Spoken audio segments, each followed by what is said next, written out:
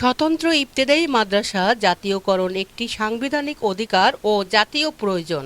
দুর্নীতিমুক্ত সোনার বাংলা গড়ার উপযোগী নাগরিক গড়ে তুলতে ইবতেদায়ী মাদ্রাসার শিক্ষার ব্যবস্থায় একমাত্র জাতীয়করণের কোনো বিকল্প নেই। জাতীয় শিক্ষাবিদদের নিয়ে ইসলামী শিক্ষা উন্নয়ন বাংলাদেশের আয়োজনে ২৭ এপ্রিল জাতীয় প্রেস ক্লাবে গোলটেবিল আলোচনায় বক্তাগণ এ অভিমত প্রকাশ করেন। সংগঠনের সভাপতি ডক্টর এ.কে.এম. মাহবুবুর রহমানের সভাপতিত্বে ও মহাসচিব উপাধ্যক্ষ মুহাম্মদ আব্দুর রহমানের পরিচালনায় অনুষ্ঠানে প্রধান অতিথি ছিলেন ডক্টর কফিল উদ্দিন সরকার ছালেহী। এ সময়ে তারা বলেন, সাংবাদিক ভাইরা আছেন, আমি আপনাদের দৃষ্টি আকর্ষণ করছি যে এই মাদ্রাসা শিক্ষা ব্যবস্থা ছাড়া আর বিকল্প কোনো শিক্ষা ব্যবস্থা ছিল না। দিল্লির মতো এমন একটি জায়গায়, রাজধানীতে, যেখানে সালতানাত বা সুলতানি শাসন এবং মুঘল শাসন চলছিল, প্রত্যেকেই, যেমন মোহাম্মদ ঘুরি, তিনি কিন্তু সেখানে মাদ্রাসা তত্ত্বাবধায়ক ছিলেন, তিনি মাদ্রাসা প্রতিষ্ঠা করেছেন। ঠিক অনুরূপভাবে জামিয়া আল আজহার, সেদিকে যদি ইতিহাসে যান তাহলে একটা মসজিদ থেকে নিয়ে আজকের এই বিশ্ববিদ্যালয়। তো এই ধরনের শিক্ষা সারা পৃথিবীতে, এবং এর পরবর্তীতে এসে 1947 এটার মধ্যে পরিবর্তন আনা হয়। আমরা বিভাগীয় শহরগুলোতে এক একটা বড় বড় ধরনের আমরা স্বতন্ত্র ইবতেদায়ী মাদ্রাসার অধিকার সম্পর্কে আমরা অন্তত মাদ্রাসা শিক্ষক যারা, তারা নিজেরাও বুঝে না, অনেকেই কিন্তু এই জিনিসটা উপলব্ধি করে না। তারা বেতন খেতে চায়, কিন্তু বেতনটা আসবে কিভাবে, তাদের অধিকারটা প্রতিষ্ঠিত হবে কিভাবে। আপনারা জানেন যে আমাদের দুই একটা মাদ্রাসা আমাদের এই বাংলাদেশের মধ্যে যারা হাজার হাজার ছাত্র পায়, কিন্তু দুই একটা মাদ্রাসা হাজার হাজার ছাত্র পেলে এটা কোনো ডকুমেন্ট নয়, বরং বাংলাদেশের প্রতিটি মাদ্রাসা টিকে থাকতে হবে। আমি বলেছি যে বাংলাতে 1757-এর আগে, যে সময় নবাব সিরাজউদ্দৌলার রাজত্ব চলছে, এবং এর পরবর্তী সময়ে প্রায় ৮০,০০০ মাদ্রাসা যদি চলতে পারে, তাহলে আমাদের ইবতেদায়ী মাদ্রাসার সংখ্যা কত? কথা বলেন, সেই তুলনায় তো প্রায় ৮,০০০-এর মতো। তাহলে ৮,০০০ মাদ্রাসা, মাননীয় প্রধানমন্ত্রী এতগুলো প্রাইমারি, বেসরকারি প্রাইমারি স্কুল যদি তিনি অনুমোদন দিতে পারেন, আমরা কেন দিতে পারি না? কাজেই আমি খুব আহ্বান জানাবো,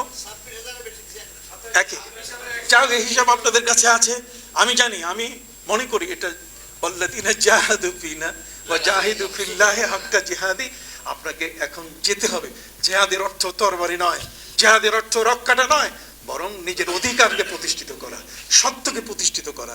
আসুন বিভাগীয়ভাবে যদি একটা সম্মেলন করে ঢাকা এই রাজধানীতে একটা বড় ধরনের জাতীয় ঈদগাহ সহ এমন একটা বড় জায়গায় যদি আমরা অন্তত ইবতেদায়ী শিক্ষকদের সাথে নিয়ে, এবং যারা ইবতেদায়ী মাদ্রাসা দিয়েছেন সেই ধরনের অভিভাবকদের সাথে নিয়ে, আলেম ওলামাদের সাথে নিয়ে আমরা যদি অধিকারের ক্ষেত্রে মাননীয় প্রধানমন্ত্রীর কাছে দাবি তুলি, আমি মনে করি সেটা বেশি দূরে নয়, অল্প দিনে সেটা আদায় করা সম্ভব।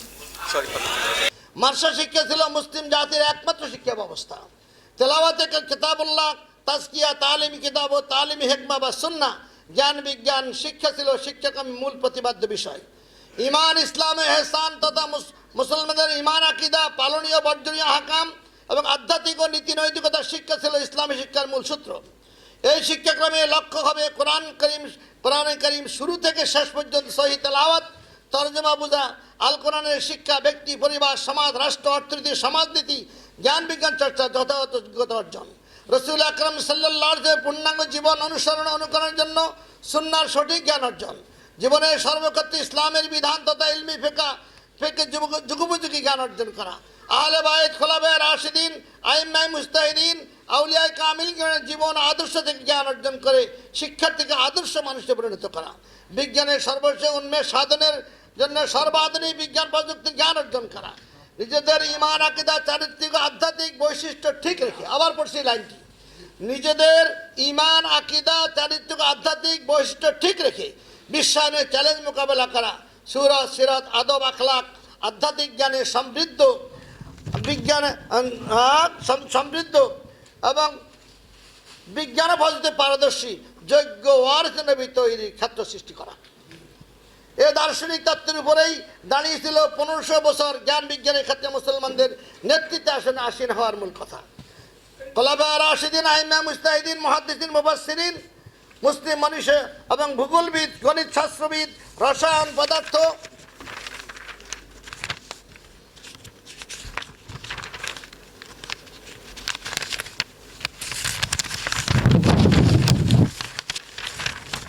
জীববিজ্ঞান, জ্যোতির্বিজ্ঞান সহ সকল ক্ষেত্রে জ্ঞান বিজ্ঞানের বিশ্ব নেতৃত্ব প্রদানের শিক্ষার প্রকৃষ্ট প্রমাণ। মাদ্রাসা শিক্ষা ছিল একটি বিশেষায়িত অসাধারণ সর্বাধিক শিক্ষা। ব্রিটিশ বানিয়া গোষ্ঠী পাশ্চাত্যের বস্তুবাদী সমাজতান্ত্রিক খোদাদ্রোহী শিক্ষা ব্যবস্থা সাধারণ শিক্ষার নামে, জ্ঞান বিজ্ঞান চর্চার নামে পাশবিকতা, বেহায়াপনা, অমানবিক স্বার্থপরতার শিক্ষাকে মুসলিম জাতির উপর চাপিয়ে দিয়ে বর্তমানে মুসলিম নামধারী কালো চামড়ার দয়া মায়াহীন হিংস্র মানসিকতার জনগোষ্ঠী তৈরিতে মরিয়া উঠেছে। তাই মুসলমানদের অতীত গৌরব ঐতিহ্য ফিরে আনার লক্ষ্যে মাদ্রাসা শিক্ষার একটি স্বতন্ত্র শিক্ষাক্রম তৈরি, সে মোতাবেক পাঠ্যসূচি পাঠ্যপুস্তক প্রণয়নের প্রয়োজনীয়তা অনস্বীকার্য। এক্ষেত্রে প্রয়োজন ইমান ইসলামী এহসানের ধারক, এক্ষেত্রে প্রয়োজন ইমান ইসলামী এহসানের ধারক বিশেষজ্ঞ আলেম, গবেষক, চিন্তাবিদ, আধুনিক বিজ্ঞানে প্রযোজিত দক্ষ দিনদার বিশেষজ্ঞদের সমন্বয়ে একটি বোর্ড গঠন করা।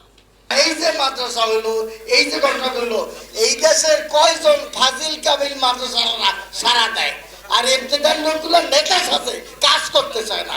জি, সময় শেষ। যদি দারুল আরকাম মাননীয় মাদ্রাসা মন্ত্রী পৃষ্ঠপোষকতা বেতন হতে পারে, তাহলে এই দেশের শিক্ষকদের বেতন কেন হবে না?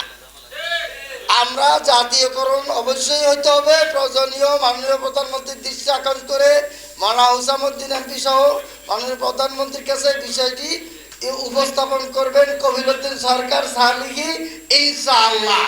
সেই তালিকায় ডক্টর মাহবুব রহমান সহ কয়েকজন থাকবে।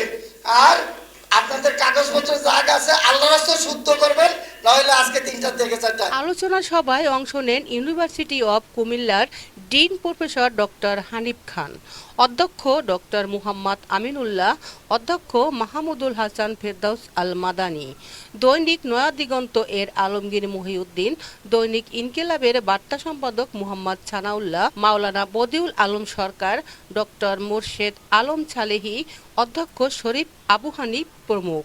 বক্তাগণ বলেন, মাননীয় প্রধানমন্ত্রী শেখ হাসিনা কর্তৃক স্বাক্ষরিত হওয়ার পরও অনুমোদিত 4312টি ইবতেদায়ী মাদ্রাসা এমপিভুক্ত না হওয়া জাতির জন্য দুর্ভাগ্যজনক। জাতীয় প্রয়োজনেই দেশের প্রতিটি গ্রামে একটি করে ইবতেদায়ী মাদ্রাসা জাতীয়করণ করা ও শিক্ষার বৈষম্য নিরসনে একমাত্র সমাধান জাতীয়করণ।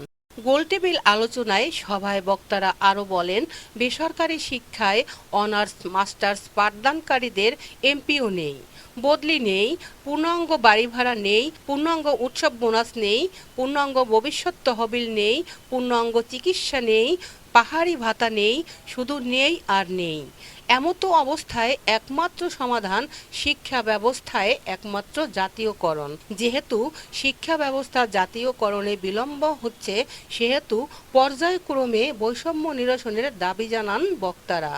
অনুষ্ঠানে ইবতেদায়ী মাদ্রাসার শিক্ষকদের মধ্যে আরও উপস্থিত ছিলেন হাফেজ মাওলানা আহমদ আলী, রেজাউল হক, শহীদুল ইসলাম সাদ্দাম, মাওলানা মোসলেহ উদ্দিন, মাওলানা আব্দুল হান্নান, মাওলানা আব্দুর রহমান শাহজাহান, মাওলানা আব্দুল হালিম, গোলাম আজম, জাহাঙ্গীর আলম, নিজাম উদ্দিন প্রমুখ।